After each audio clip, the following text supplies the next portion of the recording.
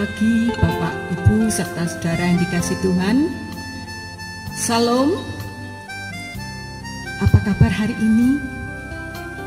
Semoga semua kita di dalam kebaikan Tuhan. Bapak, Ibu, dan saudara yang dikasih Tuhan, pagi ini kita tetap beribadah sambil di rumah saja. Sesuai dengan anjuran pemerintah bahwa kita selalu stay di rumah bersama keluarga. Jangan lupa selalu jaga jarak. Ketika keluar kita tetap pakai masker. Nah, biarlah hari yang indah ini kita akan bersama-sama beribadah kepada Tuhan. Dan kami undang jemaat Bapak, Ibu, dan saudara untuk bangkit berdiri. Kita akan bersama-sama pujikan Kidung Jemaat nomor 1.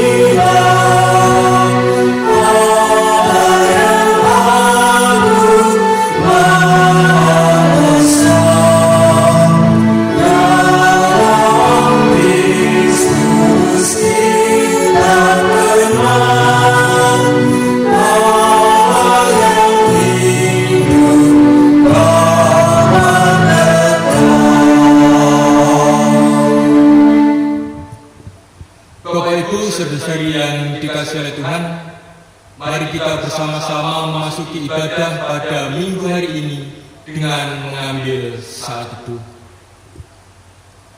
Sang sumber pertolongan kami datangnya dari Allah Bapa, Allah yang telah menciptakan langit dan bumi, yang tidak pernah meninggalkan pekerjaan tangannya, dan yang kekal kasih setianya. Salam dan sejahtera dari Allah Bapa dan Tuhan kita Yesus Kristus senantiasa ada pada Bapak Ibu sekalian. Amin. Jemaat dipersilakan duduk kembali. Bapak Ibu yang dikasihi dan yang mengasihi oleh Tuhan, tema ibadah kita pada saat ini akan kita baca dari Kisah Para Rasul, pasalnya yang kedua, ayatnya yang ke-44 sampai dengan yang ke-47. Yang demikian bunyi kesaksian firman Tuhan. Dan semua orang yang telah menjadi percaya tetap bersatu, dan segala kepunyaan mereka adalah kepunyaan bersama, dan selalu ada dari mereka yang menjual harta miliknya, lalu membagi-bagikannya kepada semua orang sesuai dengan keperluan masing-masing. Dengan bertekun dan dengan sehati mereka berkumpul tiap-tiap hari dalam bait Allah. Mereka memecahkan roti di rumah masing-masing secara bergilir dan makan bersama-sama dengan gembira dan dengan tulus hati sambil memuji Allah. Dan mereka disukai semua orang, dan tiap-tiap hari Tuhan menambah jumlah mereka dengan orang yang diselamatkan. Amin. Bapak Ibu yang dikasihi oleh Tuhan, mari kita bersama-sama menyambut pembacaan dasar ibadah kita pada saat ini dengan pujian dari Kidung Jemaat nomor 240A baitnya yang pertama dan baitnya yang kedua.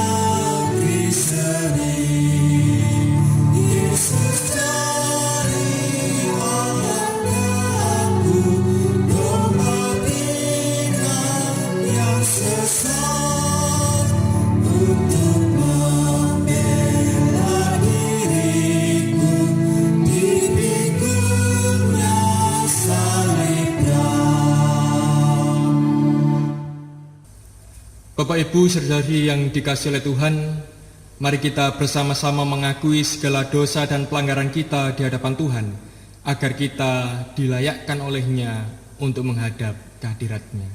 Mari kita bersama-sama berdoa. Kami mengucapkan syukur dan terima kasih ya Tuhan, atas segala kasih pemeliharaan Tuhan yang senantiasa kami rasakan di tengah-tengah kehidupan kami. Sehingga pada saat ini, Engkau masih memberikan kesempatan bagi kami dan juga keluarga kami untuk boleh bersama-sama mewujud nyatakan bakti kami kehadirat Tuhan. Namun ya Tuhan, sebagai manusia yang penuh dengan keterbatasan dan kelemahan, kami menyadari bahwa hidup kami jauh dari kata sempurna. Oleh sebab itu, ketika kami bersama-sama hendak menghadap ke tahta-Mu yang suci dan kudus, kami memohon pengampunan daripada Tuhan atas segala dosa kesalahan yang kami lakukan. Ampuni kami ya Tuhan, jikalau di dalam kehidupan kami, di dalam hari-hari kami belum bisa menjadi pribadi-pribadi yang berkenan mendasari hidup kami dengan kasih dan cinta atas sesama kami. Terlebih ketika di dalam kehidupan kami belum bisa menunjukkan kesetiaan kami melakukan kehendak dan perintah Tuhan. Ampuni kami ya Tuhan, jikalau di dalam kehidupan kami masih seringkali menjadi sumber penderitaan, sumber kesedihan, bahkan juga tangis atas kehidupan sesama kami, kehidupan pasangan kami, kehidupan istri dan suami kami, kehidupan anak-anak kami, kehidupan orang tua kami, kehidupan saudara kami, dan juga rekan kerja kami, serta seluruh ciptaan Tuhan yang Engkau tempatkan di sekitar kami. Sungguh ya Tuhan, dengan segala kerendahan hati, kami memohon pengampunan daripada Tuhan, agar kami pada saat ini Engkau layakkan menghadap ke tahta-Mu yang suci dan kudus. Ampuni kami ya Tuhan, ampuni kami. Di dalam nama Tuhan kami Yesus Kristus, kami berdoa dan memohon. Amin. Bapak, Ibu, saudara-saudari yang dikasihi oleh Tuhan, mari kita bersama-sama mengungkapkan dosa dan pelanggaran kita di hadapan Tuhan dengan kita memuji namanya dari Kidung Jemaat nomor 467, baitnya yang pertama dan yang kedua.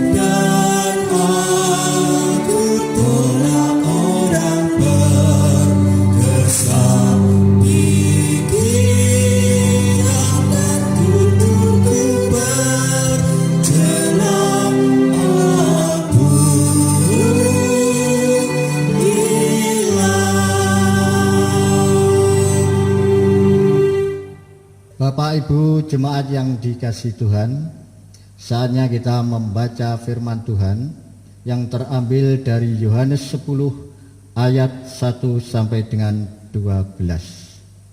Namun sebelum kita membaca firman Tuhan ini, marilah kita tundukkan kepala. Allah Bapa yang Maha Kudus, kami hadir mengucapkan syukur di hadirat-Mu. Pada saat ini kami boleh bersama-sama mendengarkan firman-Mu dan merenungkannya.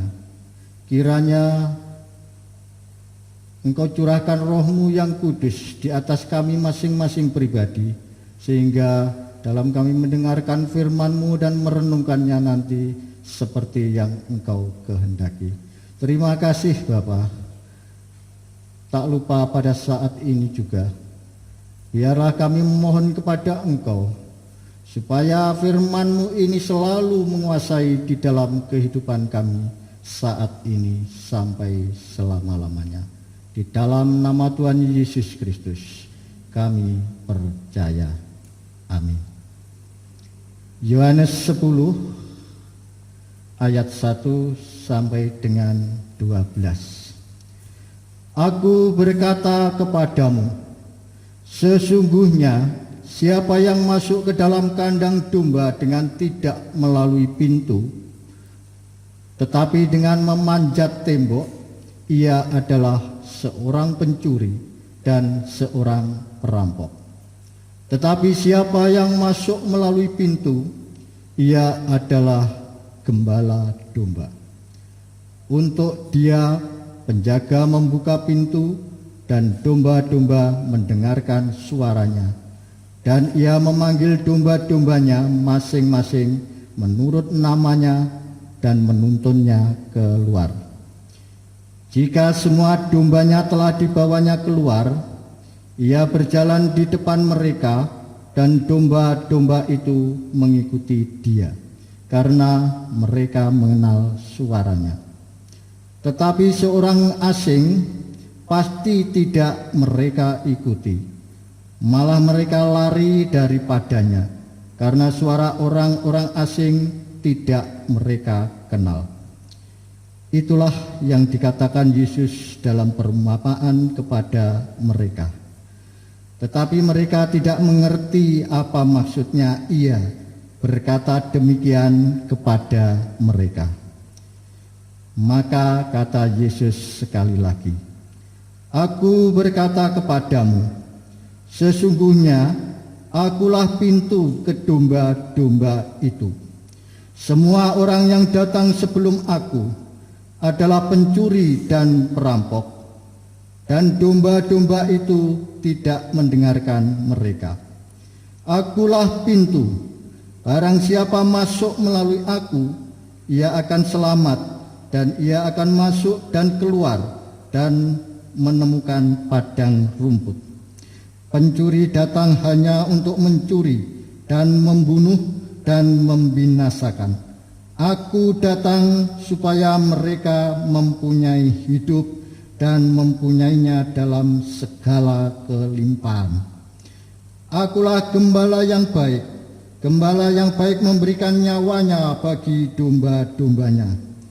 Sedangkan seorang upahan yang bukan gembala dan yang bukan pemilik domba-domba itu sendiri, ketika melihat serigala datang, meninggalkan domba-domba itu lalu lari, sehingga serigala itu menerkam dan mencerai-beraikan domba-domba itu.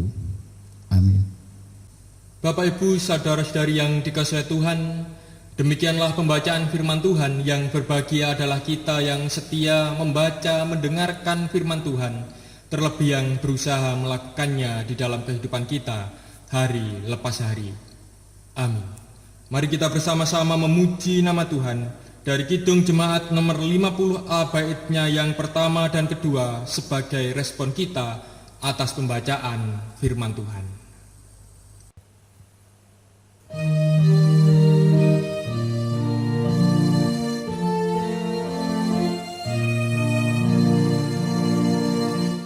Sabdamu abadi seluruh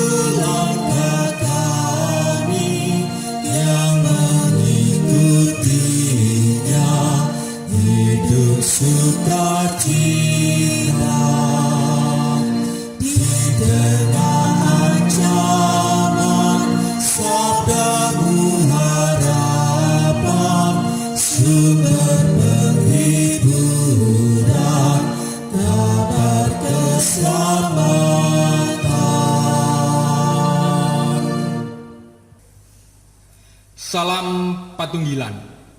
Shalom Bapak Ibu yang dikasihi oleh Tuhan. Bagaimana kabarnya pada minggu hari ini? Semoga kita bersama-sama tetap senantiasa di dalam kasih dan perlindungan Tuhan.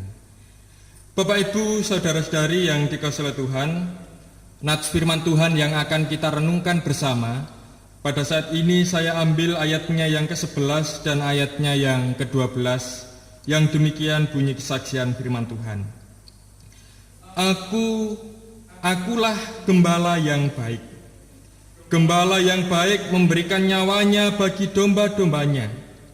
Sedangkan seorang upahan yang bukan gembala dan yang bukan pemilik domba-domba itu sendiri, ketika melihat serigala datang, meninggalkan domba-domba itu lalu lari, sehingga serigala itu menerkam dan mencerai beraikan domba-domba itu.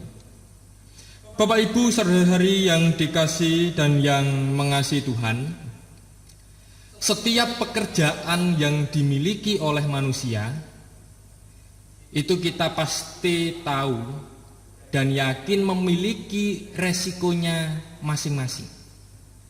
Setiap pekerjaan yang dimiliki atau dikerjakan oleh manusia, panjenengan dan saya, itu pasti memiliki resikonya masing-masing. Baik resiko yang muncul itu kadarnya sangat ringan atau kecil, bahkan yang amat besar. Bapak Ibu saudara-saudari yang dikasihi dan yang mengasihi oleh Tuhan, jikalau memang setiap pekerjaan itu memiliki resiko, kira-kira menurut Bapak Ibu yang dikasihi oleh Tuhan, pekerjaan apa sajakah yang kira-kira memiliki potensi resiko yang amat tinggi? Ada yang bisa menjawab? Bapak Ibu saudara-saudari yang dikasihi oleh Tuhan, melansir dari apa yang tertulis di dalam kompas.com, setidaknya disebutkan ada 5 pekerjaan yang mana pekerjaan tersebut memiliki resiko tinggi bagi para pekerjanya. Saya bacakan. Yang pertama, itu pekerjaan sebagai seorang petani. Mengapa seorang petani memiliki resiko yang tinggi? Ternyata disampaikan bahwa petani itu sangat mungkin terpapar senyawa kimia dari pestisida yang digunakan. Artinya, petani memiliki resiko yang tinggi atas pekerjaan yang dikerjakannya karena memiliki kemungkinan besar terpapar senyawa kimia dari pestisida yang digunakannya. Yang kedua, itu berkaitan dengan pekerjaan di bidang konstruksi. Dikatakan bahwa resiko kecelakaan kerja di bidang konstruksi itu juga amat tinggi, khususnya yang disebabkan oleh kesalahan manusia atau human error. Yang ketiga, pekerjaan yang memiliki resiko tinggi itu disebutkan di dalam kompas.com adalah pekerjaan sebagai pemadam kebakaran.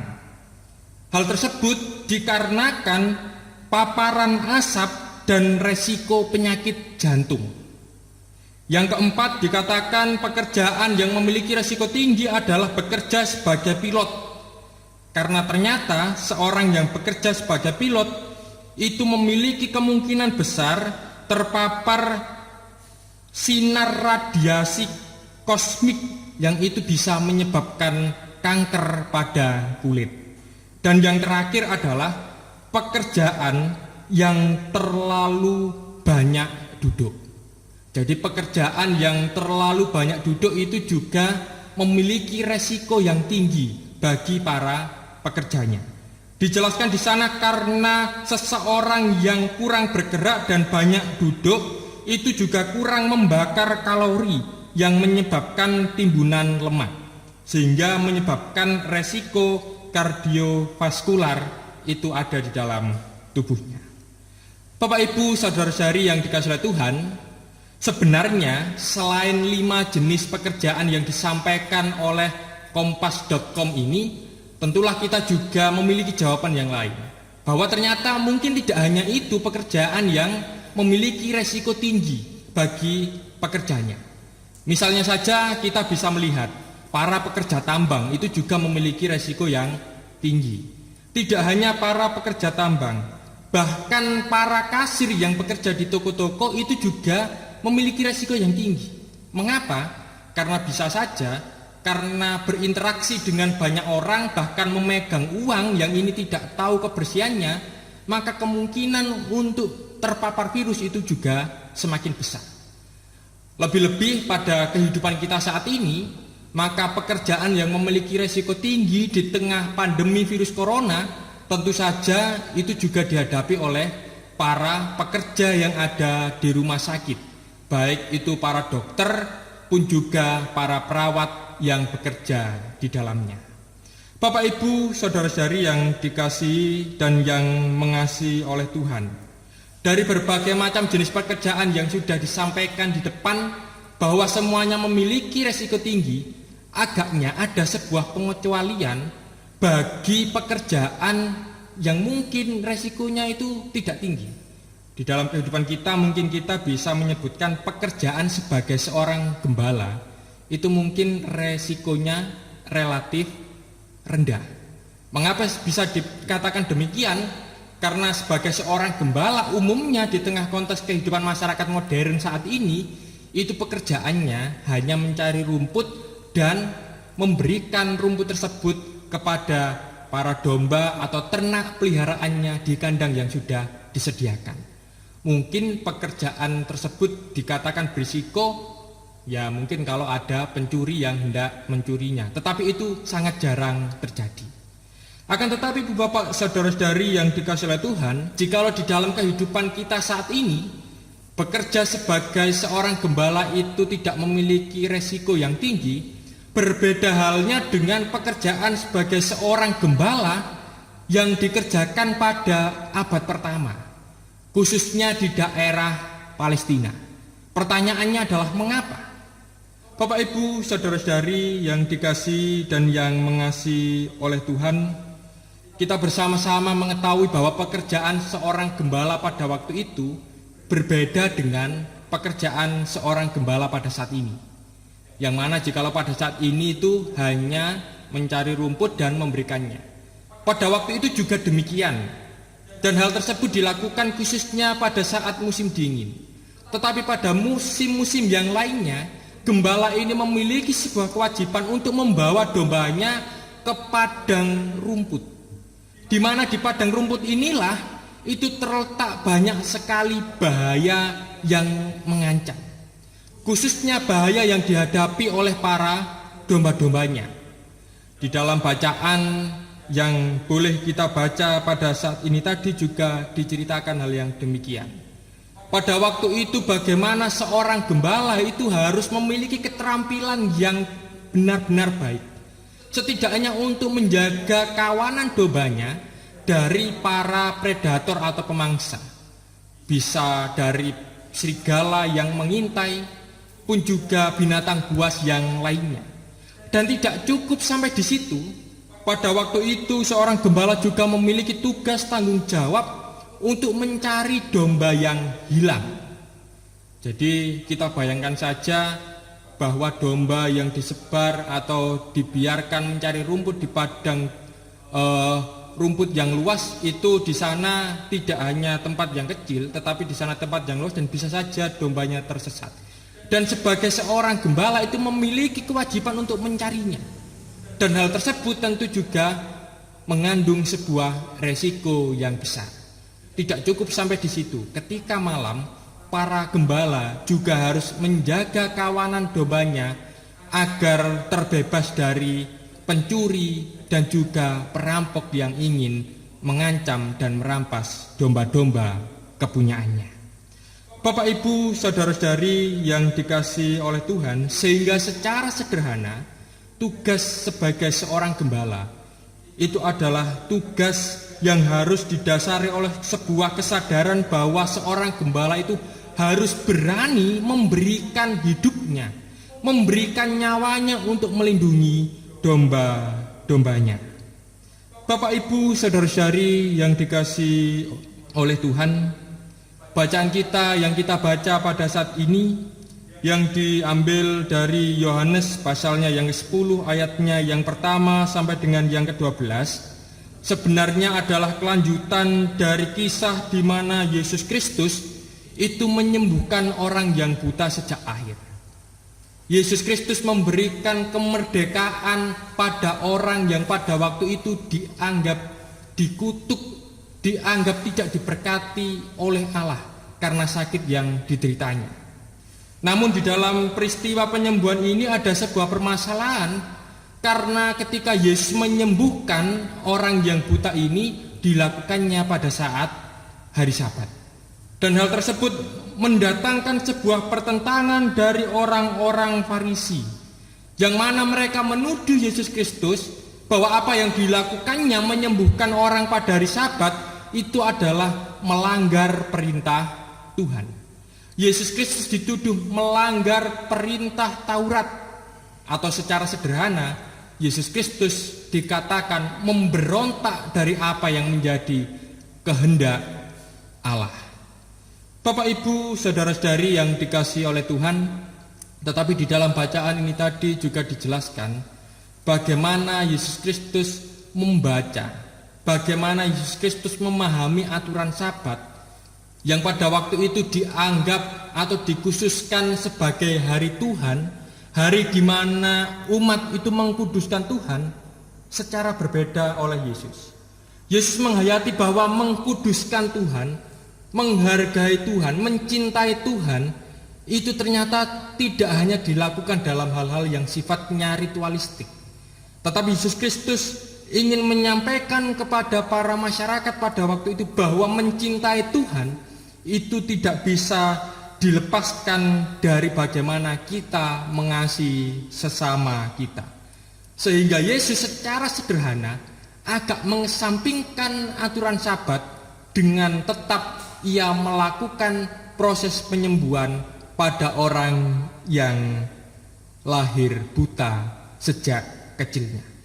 Yesus Kristus ingin mengatakan bahwa mencintai Tuhan itu hanya dapat dilakukan dengan mencintai sesama umat manusia.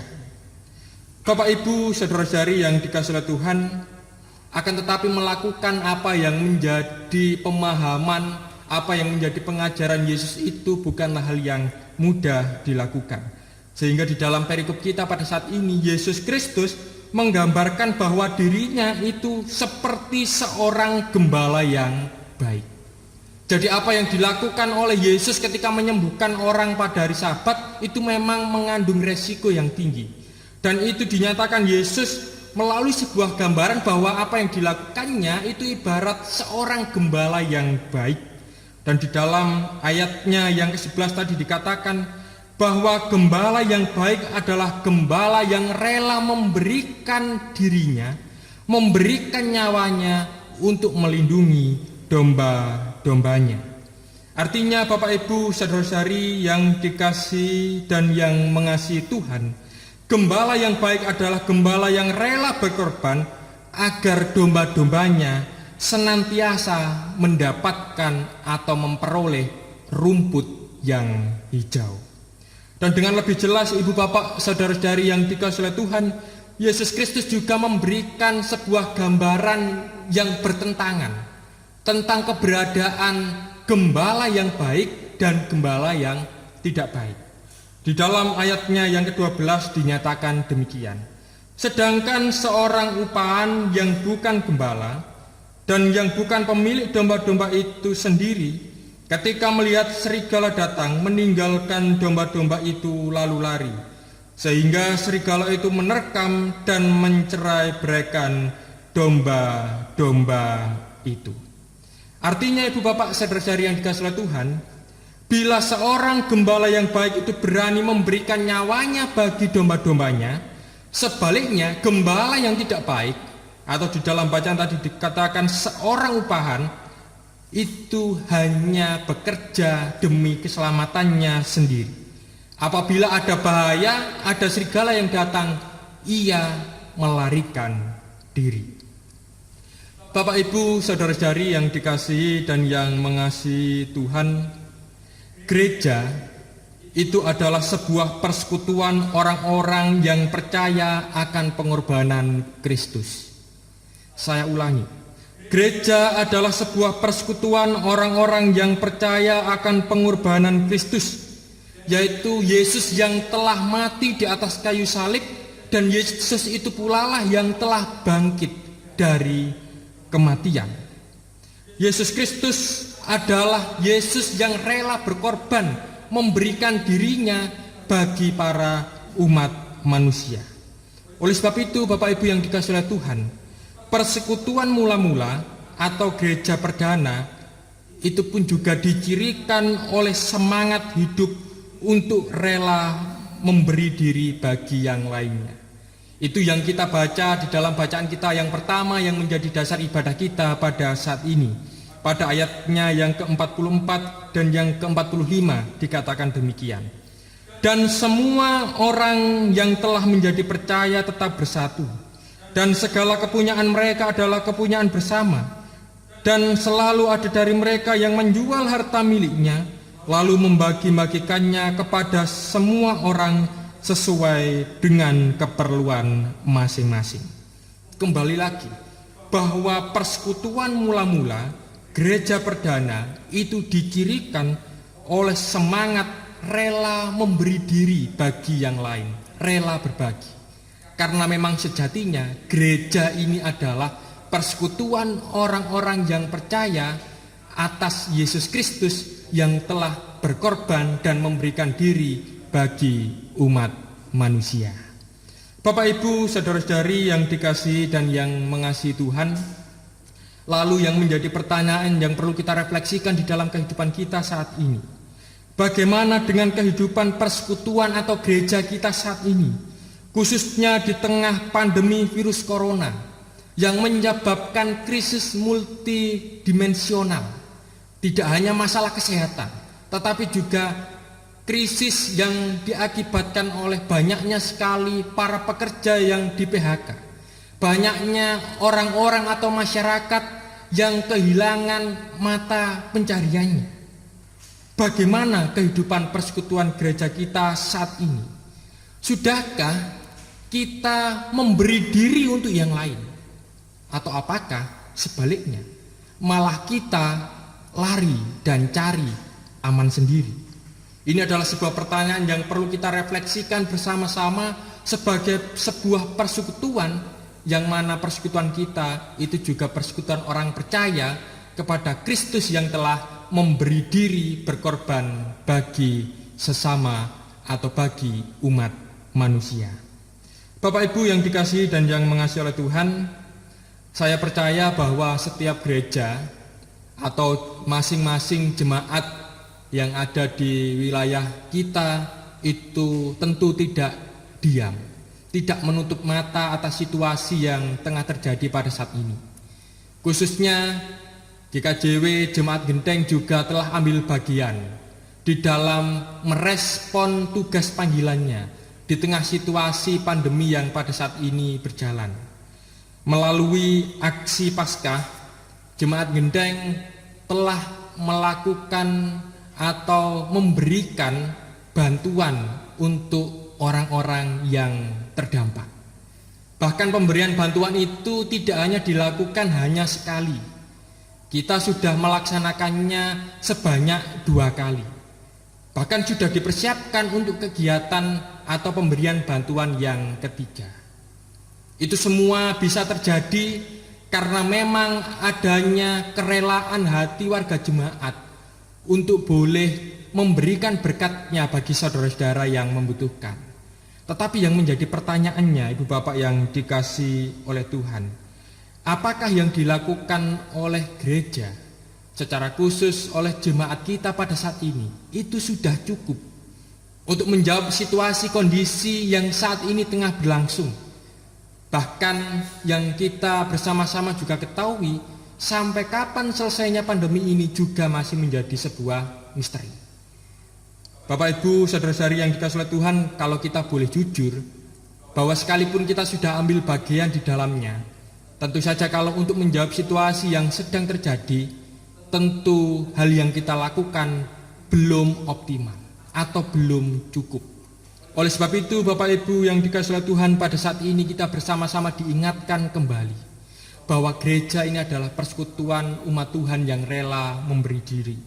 Oleh sebab itu pada saat ini kita diingatkan agar kita tidak henti-hentinya juga bersedia memberikan diri bagi yang membutuhkan, khususnya bagi orang-orang yang setiap hari berjuang untuk mencari makan agar mereka bisa bertahan hidup.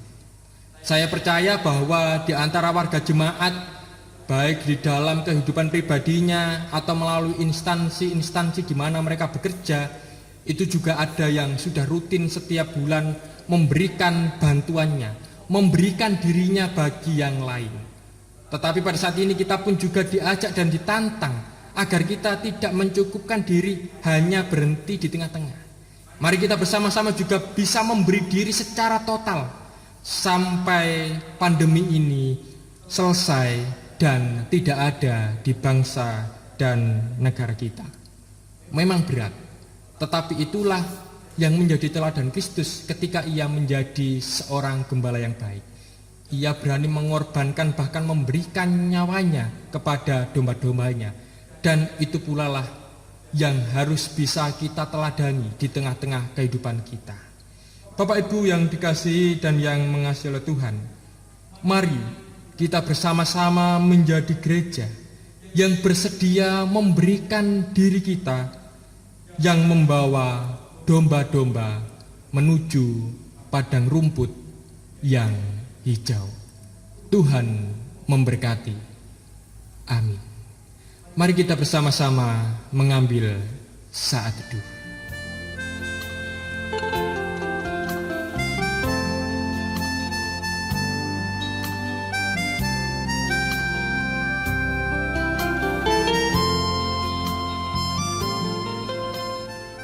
Jemaat yang dikasihi oleh Tuhan, kami undang untuk bersama-sama berdiri. Mari kita bersama-sama memperbarui pengakuan iman kita dengan mengucapkan pengakuan iman rasuli. Aku percaya kepada Allah Bapa yang Maha Kuasa, Khalik langit dan bumi, dan kepada Yesus Kristus, anaknya yang tunggal Tuhan kita, yang dikandung daripada Roh Kudus, lahir dari anak darah Maria, yang menderita di bawah pemerintahan Pontius Pilatus, disalibkan, mati dan dikuburkan, turun ke dalam kerajaan maut. Pada hari yang ketiga bangkit pula dari antara orang mati, naik ke surga, duduk di sebelah kanan Allah Bapa yang Maha Kuasa, dan akan datang dari sana untuk menghakimi orang yang hidup dan yang mati. Aku percaya kepada Roh Kudus, gereja yang kudus dan am, persekutuan orang kudus, pengampunan dosa, kebangkitan daging, dan hidup yang kekal. Amin. Jemaat dipersilahkan duduk kembali. Bapak Ibu dan jemaat yang dikasihi Tuhan, di tengah ibadah kita pun diberi waktu untuk menaikkan ucapan syukur kita dalam kita bersama mengumpulkan persembahan bagi kemuliaan Tuhan. Adapun dasar dari kita untuk menghimpun persembahan terambil di dalam 2 Korintus 8 ayatnya yang kedua. 2 Korintus 8 ayatnya yang kedua, yang demikian berbunyi, selagi dicobai dengan berat dalam pelbagai penderitaan, sukacita mereka meluap, dan meskipun mereka sangat miskin, namun mereka kaya di dalam kemurahan. Amin. Mari kita iringkan di dalam pujian Kidung Jemaat 363 baitnya yang pertama.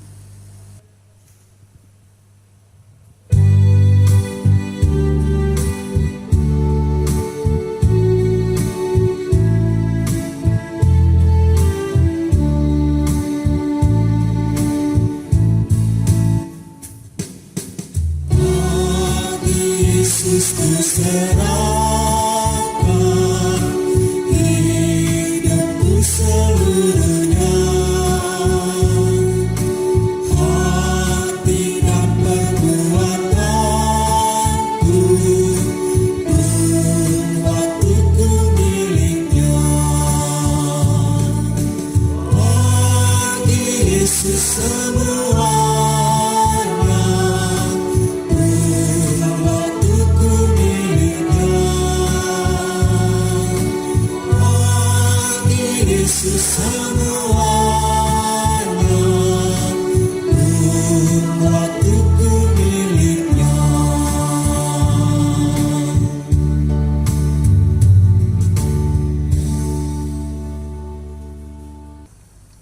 Jemaat yang dikasihi oleh Tuhan, mari kita bersama-sama masuk di dalam doa syafaat.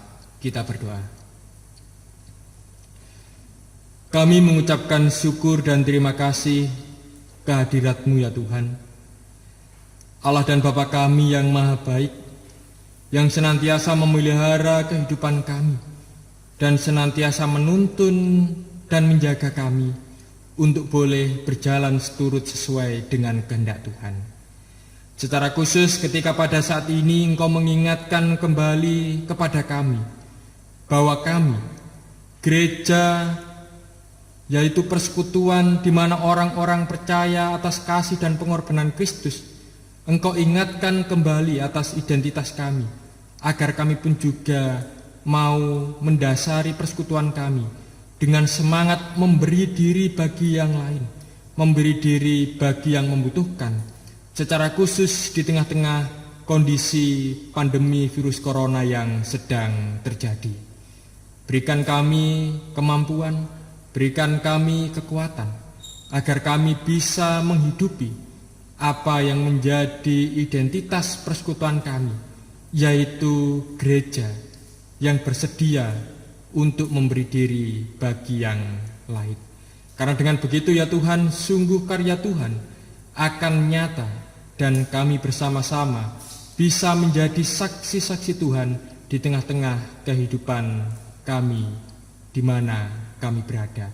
Karena mencintai Engkau itu hanya bisa kami lakukan dengan cara kami pun juga mencintai sesama kami. Dan pada saat ini ya Tuhan, bersama-sama kami juga berdoa bagi saudara-saudara kami yang sedang mengalami pergumulan di tengah-tengah kehidupannya, yang sakit, yang sedang berada di dalam masa pemulihan. Kiranya Tuhan juga senantiasa memberikan kekuatan, Tuhan memberikan kesabaran dan penghiburan bagi mereka, agar di tengah segala keberadaan yang sedang mereka alami pada saat ini, mereka tetap bisa menghayatinya sebagai kasih dan karya Tuhan yang Engkau nyatakan indah atas kehidupan mereka. Tuhan senantiasa berikan semangat, sehingga di tengah segala keadaan yang ada, mereka tetap bisa mengucap syukur kepada Engkau. Tak lupa kami juga berdoa bagi para orang tua kami, Poro Adiswo. Kiranya Tuhan juga memberkati mereka semua, memberikan kesehatan, damai, sejahtera, serta penghiburan. Tak lupa kami pada saat ini ya Tuhan berdoa bagi kehidupan anak-anak kami, dimanapun mereka berada, baik yang jauh maupun yang dekat, baik yang sedang bersekolah, baik yang sedang mempersiapkan diri untuk menempuh jenjang pendidikan yang lebih tinggi, yang bekerja, yang sedang mencari pekerjaan, yang sedang menantikan pasangan di tengah-tengah kehidupannya, yang sedang menantikan buah hati di tengah-tengah kehidupan keluarganya, dan rencana serta cita-cita anak-anak kami. Semuanya kami serahkan kepada Tuhan. Kami yakin dan percaya bahwa masa depan anak-anak kami pasti baik adanya karena Tuhan yang merancang dan menatanya. Tak lupa pada saat ini kami bersama-sama juga berdoa bagi kehidupan bangsa dan negara kami, yang mana pada saat ini juga masih menghadapi krisis yang begitu berat oleh karena mewabahnya atau pandemi virus corona yang belum bisa kami selesaikan hingga pada saat ini. Kami menyerahkan para pemimpin kami, sehingga melalui mereka Tuhan berkenan menjaga dan melindungi bangsa dan negara kami. Tuhan berikan mereka kekuatan, berikan mereka kebijaksanaan dan juga keberanian, agar mereka bisa memutuskan, mengambil peraturan-peraturan atau menyikapi segala hal yang ada dengan baik, bijak, dan benar. Kami juga tak lupa menyerahkan para tenaga medis, para perawat, para dokter, dan juga seluruh relawan yang ambil bagian di dalam penanganan pemberantasan pandemi virus corona di bangsa kami. Tuhan berkati mereka semua, Tuhan juga berkati kehidupan keluarganya.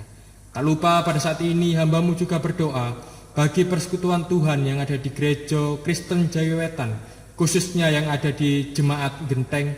Kiranya Tuhan juga senantiasa menjaga, melindungi mereka semua. Tuhan senantiasa memberikan kesehatan, khususnya di tengah situasi mewabahnya pandemi virus corona ini, sehingga sungguh kasih pemeliharaan Tuhan juga nyata atas kehidupan mereka.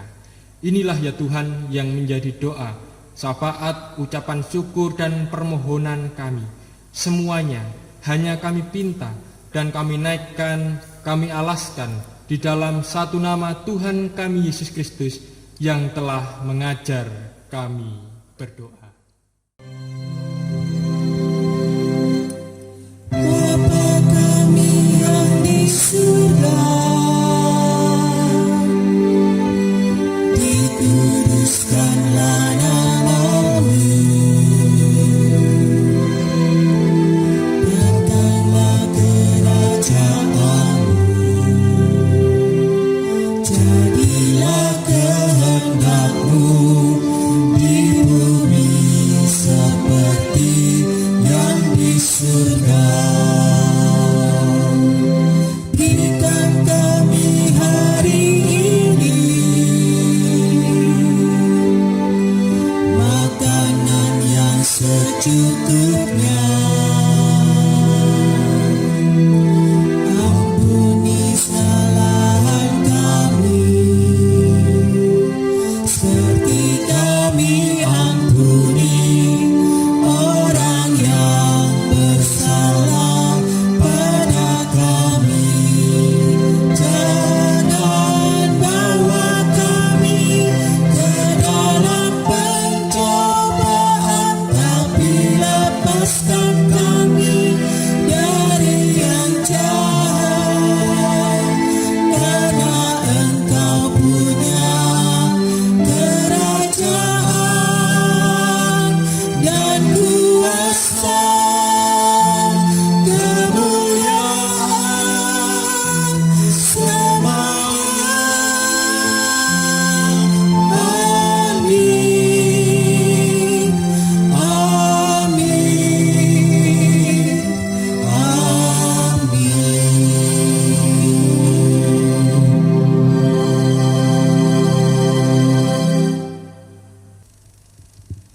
Bapak Ibu saudara-saudari yang dikasihi oleh Tuhan, kami undang untuk bersama-sama berdiri. Marilah kita bersama-sama undur dari ibadah pada hari ini dengan senantiasa mengingat firman Tuhan, bahwa gereja ada oleh karena persekutuan orang-orang percaya atas pengorbanan dan pemberian diri Yesus Kristus kepada umat manusia. Oleh sebab itu pada saat ini kita pun juga diingatkan, marilah sebagai gereja kepunyaannya, kita pun juga bersedia untuk memberikan diri bagi yang lainnya. Mari kita akhiri ibadah kita pada saat ini dengan memuji nama Tuhan dari Kidung Jemaat nomor 415 baitnya yang pertama.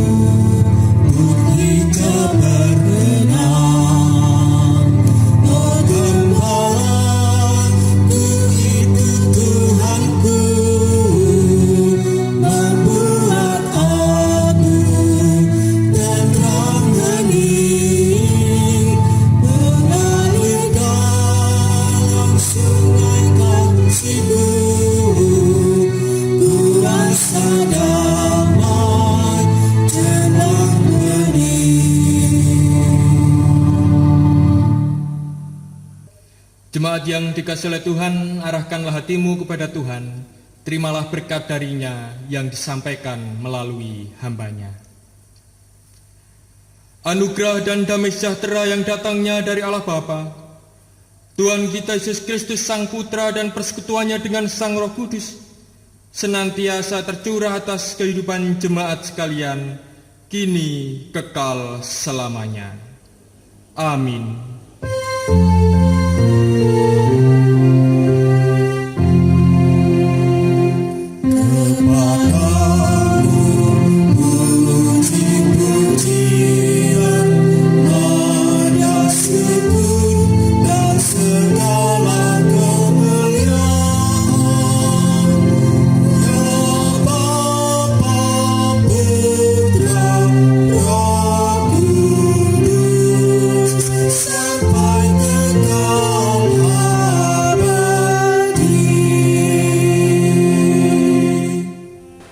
Bapak Ibu yang dikasihi oleh Tuhan, kami atas nama Majelis Jemaat mengucapkan selamat hari Minggu. Tuhan memberkati.